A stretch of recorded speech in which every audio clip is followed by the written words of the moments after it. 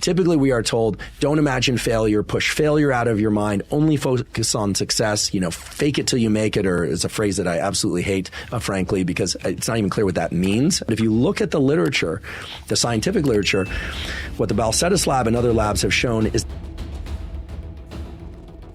we hear, keep the big goal in mind, focus on the big goal. So now we're going to address, what does the science say about visualizing big goals? If you're somebody who's interested in business, or let's say you're focused on relationship, is thinking about the perfect relationship and what that would look like and the family that you would have and where you would live, is that effective in generating the kinds of behaviors that will lead you to that? Is it effective to think about the big win at the end? Well, it turns out it is, but you have to be very, very careful with when and how you implement that visualization, because if you do it correctly, it can really serve your goal seeking well. And if you do it incorrectly, it can undermine the entire process. So does visualization work? Well, turns out that visualization of the big win, the end goal, so the Super Bowl win, or 8 gold medals in the Olympics, or graduation from the university of your choice, or making a certain amount of money, or finding the partner of your choice, etc. That visualization is effective in getting the goal pursuit process started, but it actually is a pretty lousy and maybe even counterproductive way of maintaining pursuit of that goal, meaning continuing to engage the sort of actions that are going to get you to eventually achieve that goal.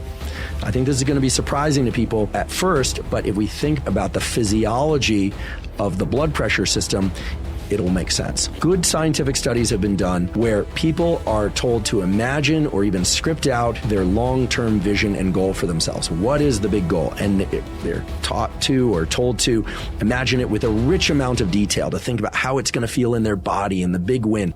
And basically what happens is, if you measure people's blood pressure or other metrics of physiology, you see an increase in that systolic blood pressure. There's kind of a ramping up of the readiness and excitement for that goal. But that increase in blood pressure quickly wanes. And over time, that visual of the long-term goal becomes a poor thing to rely on in order to generate the actions that are required to reach that goal. In fact, there's a much better way to maintain ongoing action toward a goal that also involves visualization, but it turns out it's not about visualizing success, it's about visualizing failure. The Balcetis lab and other labs have looked at whether or not people make progress toward goals of different types, whether or not they're thinking about the goal, they're thinking about that goal line and what they want to achieve, that long-term goal and all the wonderful things associated with it, or whether or not they're thinking about all the ways in which they could fail en route to that goal. Right? This is not typically what we are encouraged to do. Typically, we are told, don't imagine failure, push failure out of your mind, only focus on success, fake it till you make it, or is a phrase that I absolutely hate, frankly, because it's not even clear what that means, and it's not even clear what the ethical form of that is. I think it means continue despite any anxiety or fear that things won't work out. But if you look at the literature, the scientific literature, what the Balcetis lab and other labs have shown is that there's a near doubling in the probability of reaching one's goal if you focus routinely on foreshadowing failure. You think about the ways in which things could fail if you take action A or you take action B, and instead, therefore, you take action C.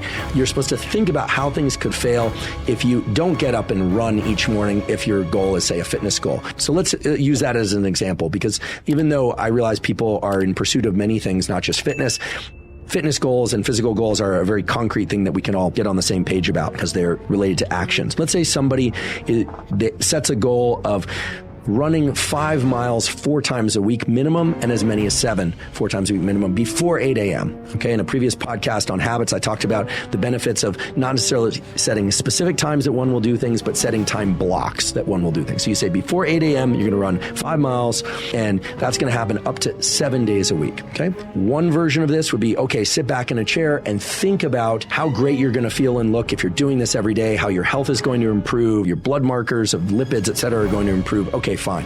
That's the visualization goal of visualizing the endpoint. Turns out that is far less effective and maybe even counterproductive compared to thinking about what's going to happen if you don't do this, the negative health outcomes that are going to occur, the disappointment you're going to have in yourself, the fact that you're going to wait until 7:30. That's not long enough for many people to run 5 miles. You go to put it on your shoes, and it's going to be pouring rain or even hailing or snowing outside, and now you're not going outside unless you're somebody who's particularly motivated to do that. So foreshadowing failure turns out to be the best way to motivate toward goal pursuit. In fact, as I mentioned before, there's a near doubling in the likelihood that people will reach goals of any kind when they're constantly thinking about how bad it's going to be if they fail. If we think back to the neural circuit associated with assessing value in our goal pursuits, this makes perfect sense. The amygdala, that center of the brain that's involved in anxiety and fear and worry, well, the amygdala is one of the 4 core components of our goal setting and goal pursuit circuitry. And there's no bypassing that. There is no one listening to this or watching this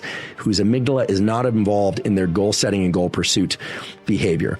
And so while I'd love to be able to tell you that all you should think about is rainbows and puppies and all the wonderful, rewarding things that are going to happen when you achieve your goals, the truth is you should be thinking mainly about how bad it's really going to get if you don't do it, how disappointed in yourself you're going to feel, how it will negatively impact you, if not in the immediate term, in the long term, if indeed your goal is to reach your goal. So I want to emphasize that I'm not interested in encouraging people to flagellate themselves. I'm encouraging people to achieve their goals. And it turns out the best way to do that is by foreshadowing failure. And the more specific you can get by writing down or thinking about or talking about how bad it will be if you don't achieve your goals, the more likely you are to achieve those goals. Part of the reason for that almost certainly has to do with increases in systolic blood pressure and increases in readiness in your system when you imagine failure. The brain and body are much better at moving away from fearful things than towards things we want. I wish I could tell you that wasn't the case, but there is a true asymmetry in the way we are built. In fact, the brain and body can engage in what's called one trial learning. When something bad happens, we eat a food that makes us sick, we have an interaction with a person or place that we really don't like, it only takes one trial to one event, one time, to reorient or rewire our neural circuitry so that we have a bias toward moving away from that thing in the future. When things go well, unfortunately, that doesn't often occur. If things go really, really well, it might orient our brain and body toward wanting more of that thing, and we'll have neural circuitry changes that will lead us to engage in that particular behavior or interaction again. But it is never as effective as these avoidance circuits.